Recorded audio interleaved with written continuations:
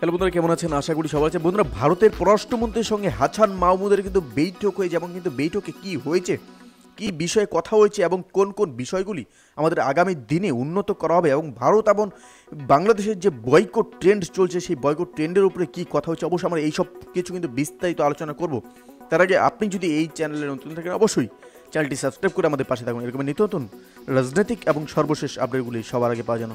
তাহলে চলুন বন্ধুরা, শুরু করা যাক। ভারতের পররাষ্ট্রমন্ত্রী কিন্তু এস শঙ্করের সঙ্গে আজ বৈঠক করেছেন বাংলাদেশের পররাষ্ট্রমন্ত্রী ডক্টর হাসান মাহমুদ।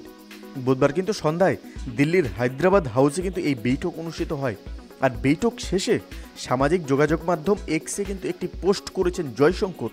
সেখানে ডক্টর হাসান মাহমুদকে স্বাগত জানিয়ে তিনি লিখেছেন, আমাদের আজকের আলোচনা ভারত বাংলাদেশের মৈত্রীকে শক্তিশালী করবে। এর আগে দিল্লির সর্দার প্যাটেল ভবনে ভারতের জাতীয় নিরাপত্তা উপদেষ্টা অজিত দোভালের সঙ্গে বৈঠক করেন পররাষ্ট্রমন্ত্রী।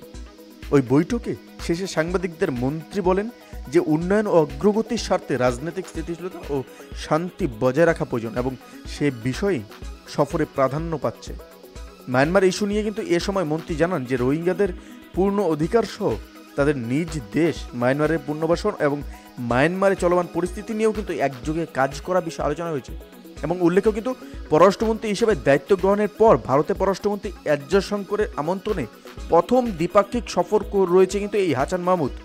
আর মঙ্গলবার রাতে কিন্তু দিল্লির উদ্দেশ্যে ঢাকা ত্যাগ করেন তিনি। আর সফরে বৃহস্পতিবার ও শুক্রবার বিবেকানন্দ ফাউন্ডেশনে বক্তৃতা এবং একাধিক দ্বিপাক্ষীয় বৈঠকের কথা রয়েছে মন্ত্রীর। বন্ধুরা, এই ছিল আমাদের একটা ছোট্ট ভিডিও। সেই আপনি কোথা থেকে দেখছেন এবং এই ভিডিও সম্পর্কে আপনার কি মতামত?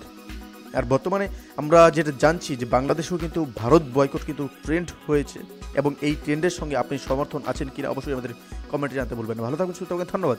দেখা হচ্ছে পরবর্তী নতুন একটি কোনো ভিডিওতে। আপনি কোথা থেকে দেখছেন অবশ্যই সেটা আমাদের কমেন্টে জানাতে বলবেন না।